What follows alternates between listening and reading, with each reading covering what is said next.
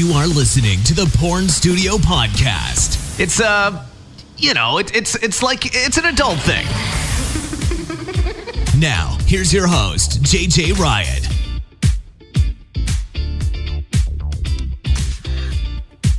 All right, we've got a very special guest today. All the way from Las Vegas, we've got a BBW porn star. She's been in the business for 10 years. Let's welcome Sensual Sammie. Sammie, how are you doing today? Hey, JJ, I'm doing good. How are you doing over there? Very well, thank you. So you were just recently on an episode of the Secular Barbershop. I listened to that. You did very well. That was a great podcast for you to be on. That was wonderful. Well, he was a great interviewer, so I got to give him the credit. It was a lot of fun. I'm waiting for him to twist my arm and have me back on there again. I wasn't very familiar with that podcast, but I'm going back now and I'm starting to listen to some of the episodes. So you've turned me on to a new podcast. So thank you. Excellent. So I don't want to go over too much of the same stuff that you've already talked about on that podcast, and I will have a link to that podcast in the show notes. But let's just go ahead and give a quick background. Can you tell us a little bit about where you're from, your childhood growing up? The perception is often that people that get into this line of work have some kind of a tarnished background. Sometimes I see that is the case, but more often than not, people live pretty standard upbringings. How about you? How was your upbringing? Where are you from? And can you walk us through that? Yeah, I have to agree with you. Just about every single person I know in this industry was not forced into it. They went into it by choice, and they're still in it by choice. So for my story, I was born in the Chicago area. I was kind of raised there, and then we moved down to Florida, and then I was raised there, and basically went back and forth between Florida and the Chicago area for a while, and somehow I found myself in Las Vegas about 4.5 years ago. So I think this is probably one of the places where I've lived the longest in this house where I'm at right now. So maybe I've settled down. I'm not sure, but I'm liking it. Very nice. And what took you from Chicago to Florida? Was that just family jobs and things that relocated you there? Yeah, pretty much my family. And it was kind of funny. I was living in Florida, and I graduated high school, and I flew up north to visit my sister in the Chicago area, and we ordered pizza. And I walked into the pizza place to pick up our pizza, and I instantly fell in love at first sight with the man who became my husband. So my 2-week vacation ended up being over a decade, and we got married, and then we moved back down to Florida at my insistence because I hated the winters. And unfortunately, the marriage didn't work out, so I kind of moved all over Central Florida, and then I came out to Las Vegas. So yeah, I got a lot of moving history in my past, that's for sure. Well, I can't blame you for going further south. I'm not a fan of the cold. It's not uncommon for me to have to travel up to Detroit, Michigan, and every time I go up there, I want to go a little further south when I come back. Oh, my goodness gracious. Yeah, that's where Mr. Nuts and Don Prince live. I don't know how they do it, personally. They had me come and shoot with them once in January. Why January, I'll never know, but Wow. I will never do that again. I don't like going there any late. Thanksgiving is my cutoff. I don't like going after Thanksgiving. That's a good cutoff, yeah. Well, so in the other podcast episode, you had mentioned when you were down in Florida, you ended up getting into the swinging lifestyle, and then at some point you moved over into escorting. Can you take us through how all of that came to be? Yeah. So when I got married up in Illinois, me and my ex, we never really had a traditional marriage. It was always an open marriage. And then when we moved down to Florida, and as more kids started coming along and getting older, we had an agreement where I could, go out and do all my things during the weekend while he stayed home with the kids, and it worked out really well. So I was like that unicorn, the single female that was going to the swingers parties and had a lot of fun. Then I was introduced to the Florida Mandingos in the Melbourne area, and I liked them so much that I went over to the ones in the Orlando area, and then I liked them so much that I went over and visited the ones in the Tampa area. And there was just no turning back, not at all. And as far as the escorting, even before we had kids, I always asked my ex, we have an open marriage, why don't I just escort? And he was never comfortable with that. So after we separated, I decided to embrace that. And I don't escort anymore, and it's kind of sad because I really miss it. I loved escorting. No one twisted my arm. I didn't do it because I was penniless living out in the street with a drug problem. I just loved giving men pleasure. And I really do believe that orgasm and sexual touching and just touching in general is a very healing thing. It's very therapeutic. And I think that a lot of people neglect that in today's, especially in American society. Oh. Sorry if I'm rambling on. I get very passionate about this subject.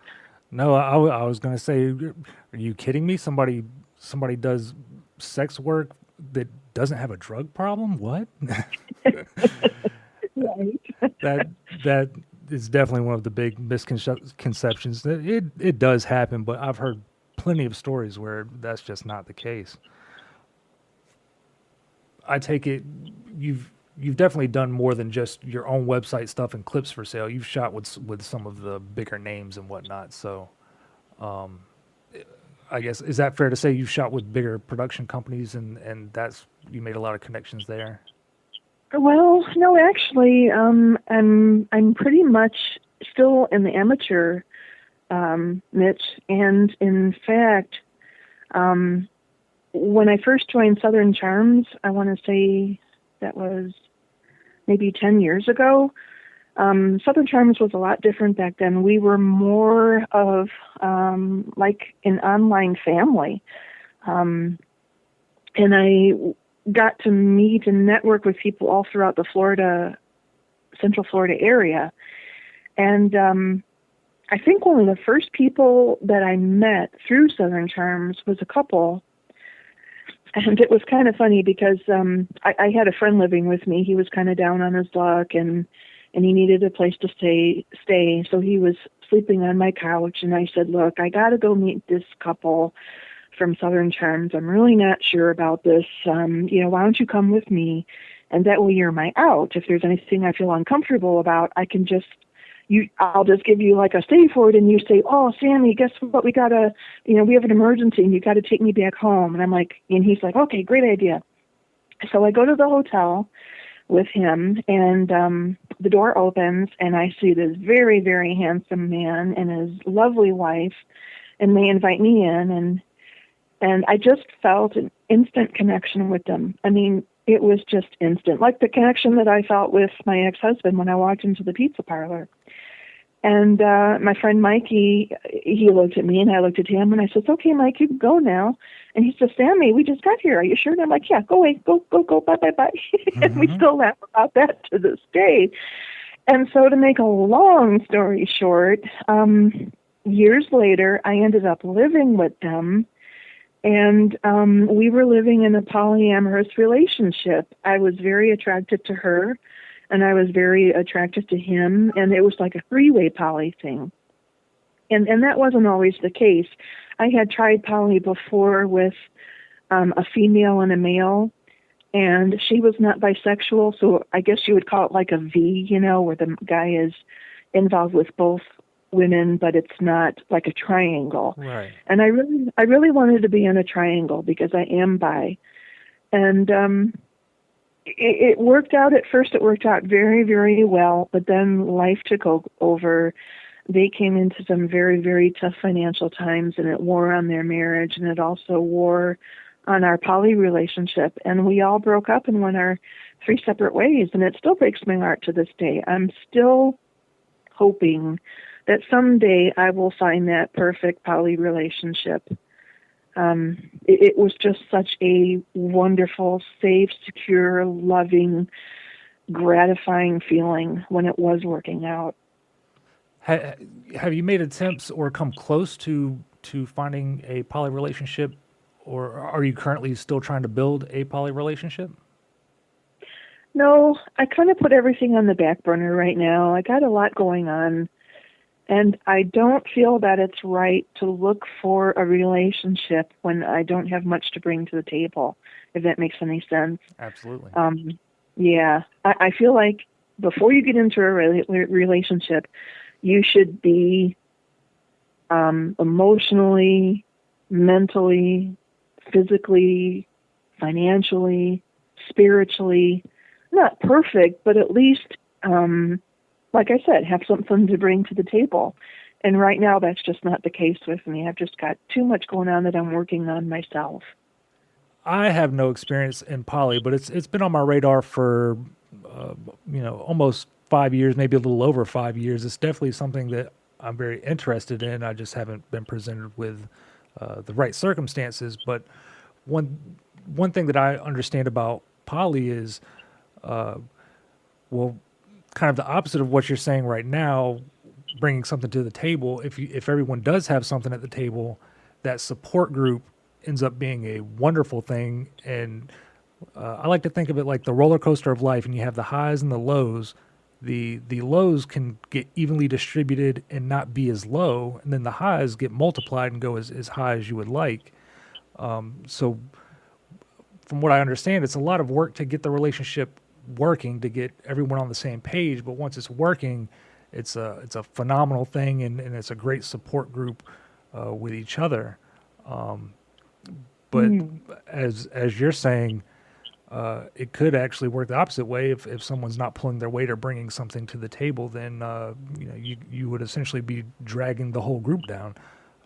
Is that a fair statement? Yeah, I think that's a very fair statement. I feel like if I already was in a poly relationship, that at this point in my life, like you said, they would have been a very good, what was the word you used? A support? Yeah, just a emotional support group to right, be there for you. Right. And hopefully, while we were building up that relationship, hopefully I would have invested enough in them where I did help them out. And, then it would be my turn to receive some help maybe. That would have been nice. In a perfect world, that's what happened. I'll go with that. Well, it definitely sounds like I listen to a lot of podcasts, and from what I've heard, it sounds like it's a tough thing to put together, but once you get all the pieces in place, it sounds like a wonderful thing, and it's definitely something that interests me. So I was hanging the last podcast you did when you were talking about that. I was on the edge of my seat there. Oh, did I talk about the camping experience on the podcast? I don't recall a camping experience. Okay, well, this was with that couple, and this was in the very beginning, and we were like in a honeymoon phase, and all 3 of us loved camping, and we're talking primitive camping, no bathrooms, no showers, a tent, you cook everything over an open fire, and a lot of the times I just like to sleep next to the fire, right under the stars, but crazy us, we just were in a camping mood, even though it was probably the coldest weekend in Florida of the year. So we went camping, and we had a great bonfire, and then it was time to go to sleep. And all 3 of us went inside a tent. We were on this air mattress, and it was like 33 degrees out. But there we were. I was in the middle, and one of my loves was on the right side, and one of my loves was on the left side. And I'm going to start crying and talking about this. Well, we had one of those screen top tents, where you can look up. Yeah. And we were out in the middle of nowhere in the Ocala National Forest. And the stars were just so bright in that winter sky. And I remember just holding both of their hands and just thinking, it just doesn't get any better than this. Because we were warm, it was like caveman, we were all sharing body heat underneath this, this big sleeping bag, it was just beautiful. I just felt like I was in this cocoon of love, And, that's the thing about polyamory. It's not about sex all the time. It's not about just fucking two people. Polyamory, amory means love. It was about being in love with two people. And I would just give anything sometimes to be back in that tent in a 33-degree winter night looking up at the stars with those two people that I loved. Well, that's wonderful. And I can only hope that somebody at some point comes across this episode and listens to it and gets inspired to try something they haven't tried or consider polyamory, and not go into it unprepared, but realize it's a lot of work. But when you get there, it sounds like, from everything I've heard, it sounds great. And you're right, it is a lot of work. The only way that polyamory will ever work is that if everyone takes down their masks and are 100% honest with each other, and that there's no lying and there's no insecurity. And the only way that you can make someone feel secure is by being honest with them. And in this day and age, honesty is just not common. Even among married people, I learned that as an escort. How many married men came and visited me without their spouse knowing? I bet. And it's very hard to go against everything society teaches you and tells you, and to be completely honest with someone doesn't happen very often. I would agree. And as much as I could go on and talk about the polyamorous philosophies with you, I think it's only fair that we introduced you as a lovely BBW porn star. And how is the porn star going? Are you still shooting actively, or is it slowing down a little bit? Where are you on that? No, I'm still shooting actively. I do have a lot of health problems right now, so I recently had to cancel 2 shoots in Baltimore, and I wasn't able to make the Florida shoots with my Team VP. But we're gearing up for shoots in Baltimore again, and Florida, and Las Vegas, and Dallas. So the next 5 months are going to be very busy, and I'm looking forward to it. We only update once a week. We put up 1 photo set, excuse me, and 1 video once a week. So we can get together for 4 days and maybe get, 16 photo sets and 16 videos, and that will last us for almost 4 months. At least that's the plan. It doesn't always happen that way. So, we do, I guess you would call it like,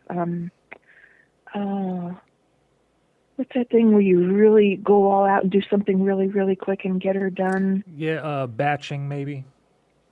Yeah, there's a word for it though. Oh shoot, you're gonna have to edit this out when you're editing. It's fine. Not Uber shoots.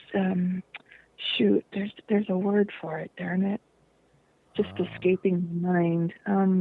Not Uber shoots. Oh well, but anyway, we just do a shit ton of work, for 4 or 5 days straight, and then we go home and we die for about a month. Yeah, that's what. Yeah. Well, with the production company that I'm putting together, it's kind of similar because we are in North Carolina, in which North Carolina is having all types of its own problems. I don't agree with their stance on a lot of things these days. It's definitely a very old guard state, we'll say. But yeah. But with legal over here, you can't do anything without it being considered pimping and pandering. And oh wow! So actually, the way we have to do it is we do equity splits. So literally, whatever the videos bring in revenue wise, excuse me, the talent will make the exact same money that I'm making because we do an even equity split. So I don't actually pay the talent, a set, $800 or $1,200. We actually have to do an even equity split. So if I make $2,000, then the talent makes $2,000. But that's the only way we can do it over here. Oh, I see. Okay. Otherwise, you would be pandering. You would be benefiting from the proceeds of, whatever, right? Correct. Jeez. So, Wow.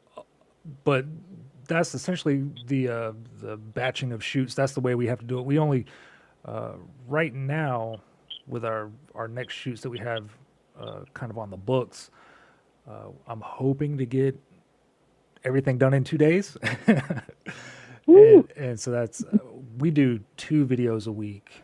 So 4 videos a day shouldn't be too bad as long as male talent can hold up. That's going to be the biggest issue. Yeah. Who's your male talent? Well, it rotates. We actually pull kind of part of our claim to fame is that I pull male talent from our fan base.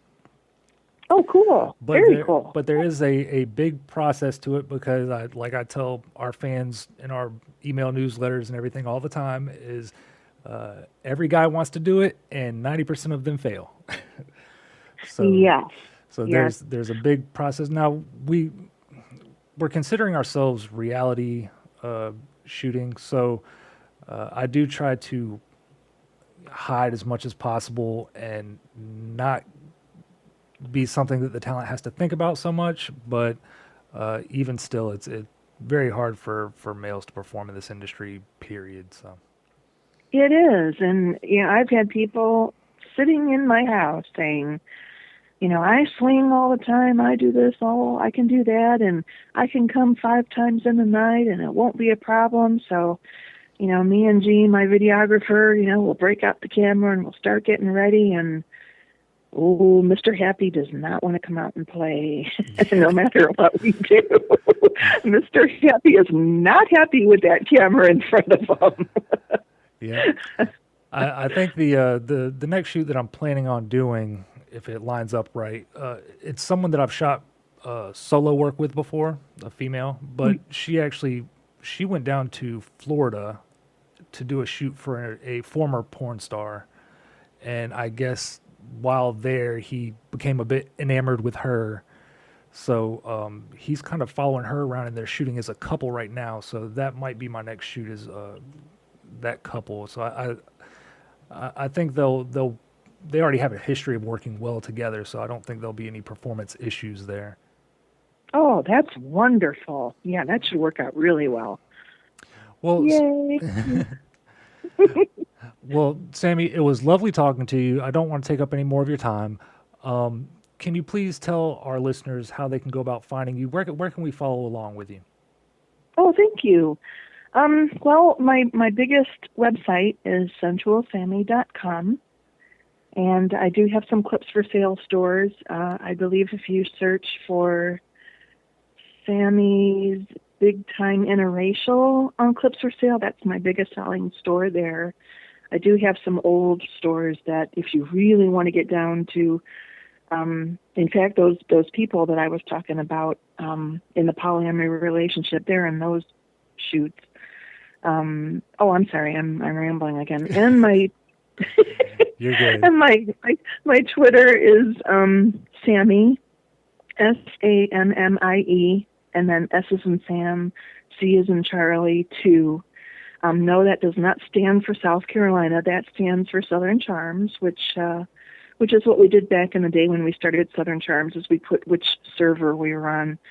But that was a long time ago. Times have changed. Oh, that's what that is, because I do see the SC with a number after it on a few handles.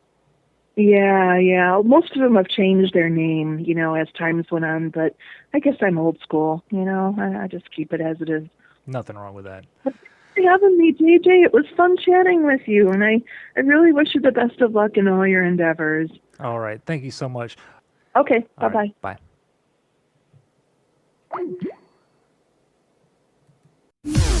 For show notes and more, visit minxypanda.com. That's it for this session. Make a sandwich and take a nap.